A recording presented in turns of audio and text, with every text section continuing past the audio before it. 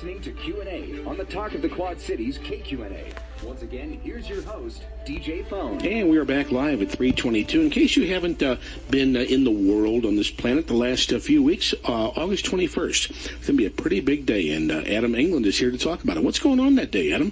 So there's going to be a solar eclipse. Why is that? Why is this one so significant? Well, it's very rare that an eclipse happens in a place where people are.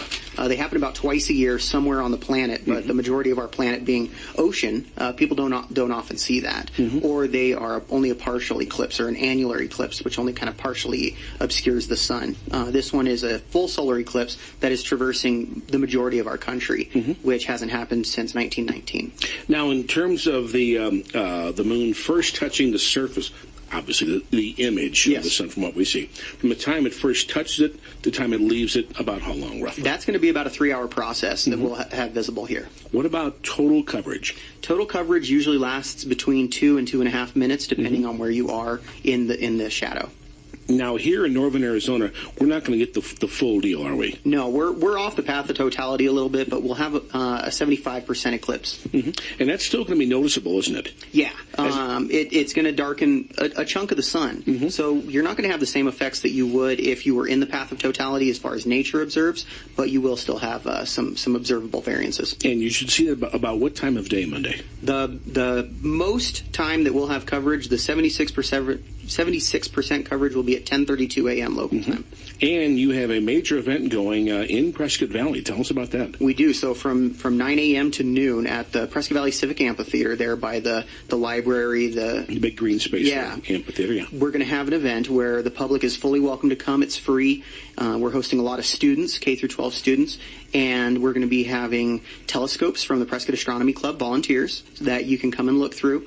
We have solar glasses that have been donated by NASA and our partnership with them, and so you can come get a free pair of glasses and learn about the eclipse. We've also partnered with the library that is going to be talking about some technology and some fun hands-on projects. We have the Heritage Park Zoo is coming out with some animals, and so their animals and their humans will be kind of talking about how the animal world reacts to an eclipse. They'll be looking at their watches going, it shouldn't be dark yet, right? Exactly, yeah. Sometimes birds will bed down for that 2 or 3 minutes, and it throws off their cycle for a few days. Sure. And tell us how the only safe way to watch this. So it's just like looking at the sun any other time. Not something you want to do. Right. The Mylar glasses that are approved, right now there's a big problem with people finding fake ones out there, so make sure that you're getting some good ones. But the Mylar glasses help protect your eyesight to a level that you can look at the sun directly. The telescopes and some of the binoculars and other solar scopes that we have will have special filters on them that you can look through those as well.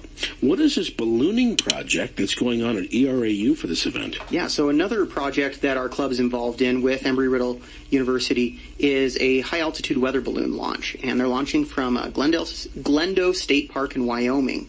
And this is going to go up about 100 to 120,000 feet above the Earth's surface, and that will allow cameras to live stream the shadow of the moon as it moves across the surface of the Earth. Oh, wow. This is going to be shown on NASA television that you could watch at your house on most providers. You could watch online, but we're also going to have this live streamed at the event.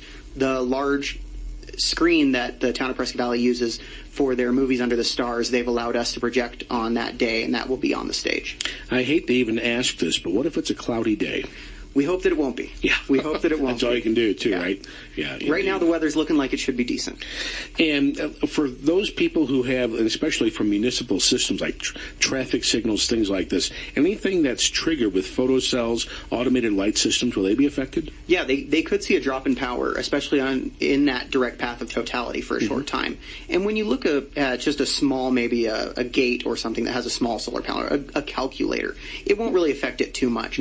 But as you think about the huge grids that are on top of houses in large fields that power whole towns and communities, as it moves across the country, that's a lot of power generation that would see a temporary drop. Will we see lights come on? Potentially. Really? Interesting. And what kinds of behaviors, you mentioned, birds may bed down, things like this. Are there any kind of things you're going to see with people who might not even know this is going on? Is that even possible? The normal public probably won't notice if they're not paying attention. Or if they're not outdoors. Exactly. Sure. Some of the other things is that in the path of totality, plants would shut up and close down like it's going to nighttime and get ready to reset for the following day. Now, aren't there some cultures around the world where this has a religious significance? Yeah, historically this has caused wars. You can go back to ancient Babylonian, Egyptian, and Greek times like that where they didn't understand the celestial mechanics that were going on. Sure. And this was a harbinger of doom, and they might declare war on their neighbor because of it. So who was the first person to cast light on this, Galileo or what? They really started thinking about it earlier than that. There was some Greek mathematicians who started figuring out, we think the Earth is round. Yeah. We think of Galileo as kind of the father of that mindset. Kepler, people that started thinking about the circular fashion of space with orbits and such. But going back to the Greeks, 2,000 years BC, they were already figuring out the patterns and the rhythms and starting to predict future eclipses. Wow, how interesting. Tell us about the activities of the Prescott Astronomy Club. The Prescott Astronomy Club, we meet once a month at Embry-Riddle University, and we just have a public meeting on some fun topic. It might this one that's up and coming, oddly enough, is about the technology of a solar filter, so appropriate. But we have fun meetings about different events that are happening, or how you can get involved with astrophotography. You can see a lot of pictures these days on like Facebook where somebody took a really cool picture of the sky. You can learn how to do that for free by coming to the club. Now, when you were with me on Sandy Moss's TV show last week, you brought with you a very special telescope.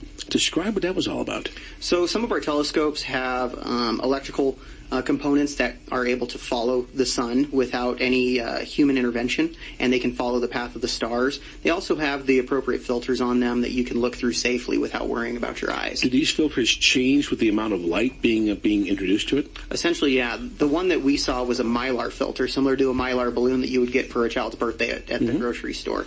And you don't think about Mylar as being something that's able to be seen through, but it is a very thin metal surface. You can also use very heavy gauge welding glass that is more so than you would ever use in a welding shop.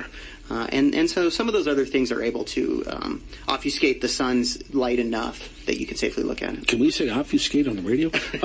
When I was a kid, 1,000 years ago in grade school, they had us use these pinhole viewer boxes. You're going to have some of those as part of a project, aren't you? Yeah, we got some corporate donations that allowed us to make these hands-on projects, and that's one of them.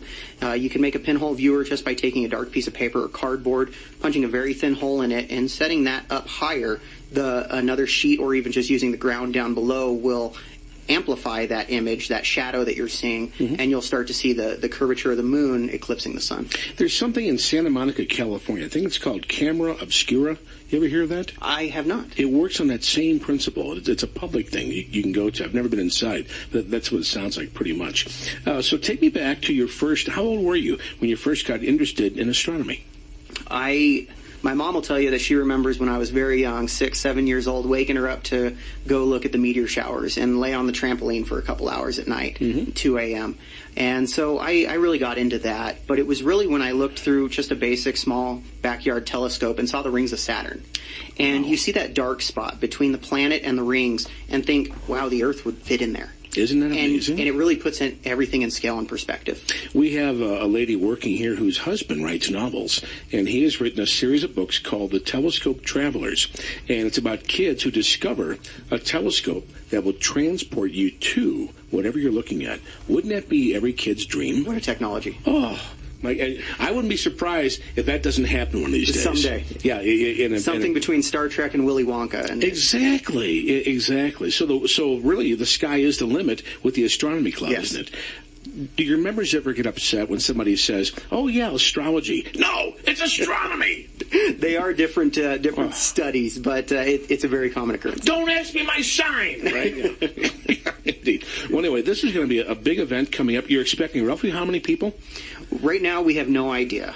We have so many vendors that are participating between Safe Photography. The Central Arizona Fire Department's been great. We've gotten donations from Sam's Club, Walmart, Liberty Mutual Insurance, have all been great in making sure that this can happen. We've opened this up to a lot of the schools. We have schools coming with K through 12 students from around the county, as far away as Camp Verde, Prescott Valley, and we have no idea how many public are going to be there. Could be really crowded, couldn't it? It'll be fun. But it's like they used to say about the size of your funeral. Depends upon the weather, too, doesn't it? It does. Indeed. Adam England, thanks for joining us today. On behalf of the Prescott Astronomy Club, once again, the date and the time of the big eclipse? It's going to be August 21st. Our event is from 9 a.m. to noon. The best time would be around 10:30, but whenever you can come, we'd be happy to have you. And it's free admission, right? Free admission. Bring your friends and family, right? Indeed. You can follow us on the PrescottAstronomyClub.org or on our Facebook page at Prescott Astronomy Club as well. And will you be carrying this on your webpage, or will there be TV stations carrying this that you know of? Will there be a video display at the event? There will be the video display with the NASA on there. So you won't have to worry about looking up at the sun if you don't have the glasses, right? And even if it's cloudy here, we'll be able to see some eclipse somewhere. Very cool. That's Adam England. Thanks for joining us today. Thank you. On Q&A, stay tuned. We've got news with Nick coming up, followed by Robin Layton from the Yavapai Big Brothers.